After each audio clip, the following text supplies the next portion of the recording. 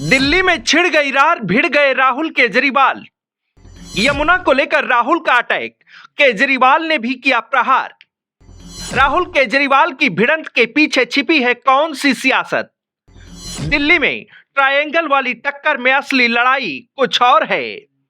न इंडिया गठबंधन की परवाह, न दोस्ती की फिक्र, दुश्मनी के पीछे छिपी है दिल्ली की असल राजनीति। आखिरकार कांग्रेस पार्टी के स्वघोषित युवराज का दिल्ली की सत्ता के शहंशाह रहे अरविंद केजरीवाल के खिलाफ ऐलाने जंग हो ही गया। जो राहुल गांधी अब तक केजरीवाल को लेकर खामोश रहते थे, दिल्ली के क्षेत्रीय नेताओं पर अरविंद केजरीवाल के विरोध का जिम्मा छोड़ रखा था। आखिरकार केजरीवाल और राहुल गांधी एक दूसरे पर शब्दवेदी बाण छोड़ना शुरू कर चुके हैं। जो भी मन में आता है कह देते हैं। पहले आए थे, छोटी सी गाड़ी थी, कहा था नए तरीके की राजनीति करूंगा, इलेक्ट्रिक पोल पर चढ़ गए थे।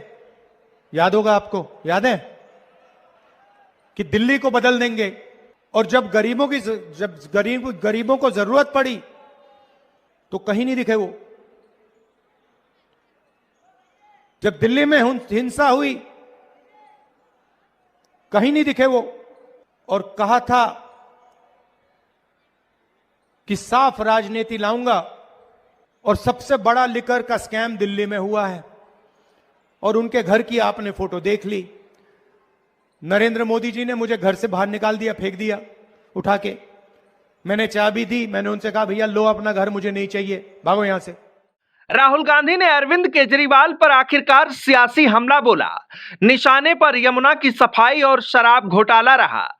राहुल गांधी ने अरविंद केजरीवाल पर सीधा अटैक किया तो केजरीवाल ने भी राहुल गांधी और उनके पूरे परिवार को निशाने पर लिया।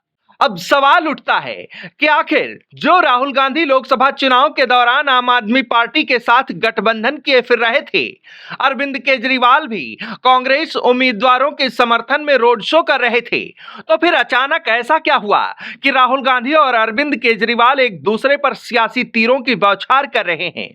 इसकी शुरुआत शायद तब हुई थी जब दिल्ली में लोकसभा चुनाव के दौरान केजरीवाल और राहुल गांधी के बीच वो सियासी बॉन्डिंग नहीं नजर आई थी जो अखिलेश यादव और अरविंद केजरीवाल के बीच दिखी थी। और राहुल गांधी के साथ अखिलेश की जोड़ी जमी थी। यूपी के दो लड़कों की जोड़ी ने भी खूब कमाल किया था। वैसे कांग्रेस और आम आदमी पार्टी का गठबंधन तो लोकसभा चुनाव में भी अजीब ही रहा था। दिल्ली, गुजरात, हरियाणा और चंडीगढ़ में दोनों सियासी दल मिलकर चुनाव लड़ रहे थे, लेकिन पंजाब में एक दूसरे के खिलाफ खड़े थे। और लोकसभा चुनाव खत्म होते ही दिल्ली को लेकर भी तस्वीरें साफ होने लगीं। आम आदमी पार्टी की तरफ से लोकसभा चुनाव के बाद गठबंधन टूटने के संकेत दिए गए थे। उस वक्त भी राहुल गांधी को उम्मीद थी कि हरियाणा चुनाव में आम आदमी पार्टी के साथ मिलकर लड़ेंगे, लेकिन अरविंद केजरीवाल के बाहर आते ही ये पक्का हो गया कि हरियाणा के रण में कांग्रेस और आप अलग अलग सेना उतारेंगी। राहुल गांधी हर बार आम आदमी पार्टी को लेकर सॉफ्ट कॉर्नर दिखाते रहे। यही वजह है कि दिल्ली चुनाव में अलग अलग उतरने के बावजूद भी ये माना जा रहा था कि राहुल गांधी अरविंद केजरीवाल पर सीधे अटैक से बचेंगे। इससे पहले जब राहुल गांधी का दिल्ली विधानसभा क्षेत्र में कार्यक्रम लगा था, तब यह माना जाने लगा था कि अब कांग्रेस पार्टी की तरफ से अरविंद केजरीवाल को निशाने पर लेने की तैयारी बन चुकी है। लेकिन यह कार्यक्रम अचानक रद्द हो गया। सियासी गलियारों में इसे कांग्रेस की तरफ से आपके लिए एक मैसेज माना गया। हालांकि राहुल गांधी जब मनीष सिसोदिया के पटपड़गंज सीट पर जनसभा करने पहुंचे तो दिल्ली सरकार और उनके नेताओं पर शराब घोटाले का जिक्र करते हुए भ्रष्टाचार का आरोप लगाया। केजरीवाल जी कुछ साल पहले आए थे, मुझे याद है, बिजली के खंभे के ऊपर चढ़ गए थे, याद है आपको? छोटी सी गाड़ी में घूमते थे, शॉल लिए। आजकल वही केजरीवाल जी शीश महल में रहते हैं, ऑटोमेटिक दरवाजे हैं, बटन से चलते हैं। और जिस व्यक्ति ने कहा था कि मैं दिल्ली को साफ करूंगा, भ्रष्टाचार मिटाऊंगा, यमुना में स्नान करूंगा, यमुना का पानी पीऊंगा,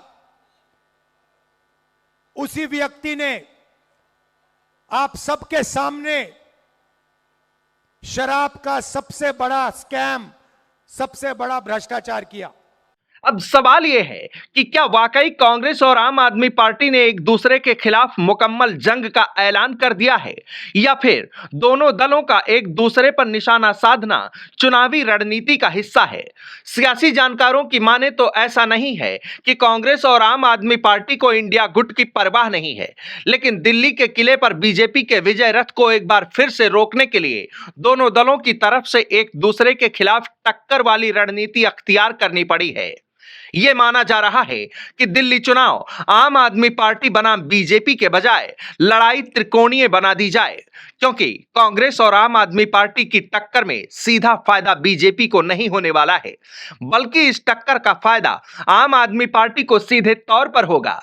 कांग्रेस पार्टी का दिल्ली में कैडर वोट बैंक माना जाता है, जो पिछले चुनाव में आप और बीजेपी की तरफ खिसक गया, लेकिन दो दलों की टक्कर के बाद त्रिकोणीय लड़ाई के बाद बीजेपी का वोट बैंक कांग्रेस की तरफ खिसक सकता है, जिसका सीधा फायदा आम आदमी पार्टी को हो सकता है। शायद इसीलिए मौजूदा वक्त में इंडिया गुट दिल्ली में बेमानी लग रहा हो, लेकिन नजदीक से देखने पर तस्वीरें अलग दिखाई दे रही हैं, क्योंकि एक तरफ इंडिया गुट की अगुवाई करने को लेकर शुरू हुई लड़ाई खत्म हो चुकी है।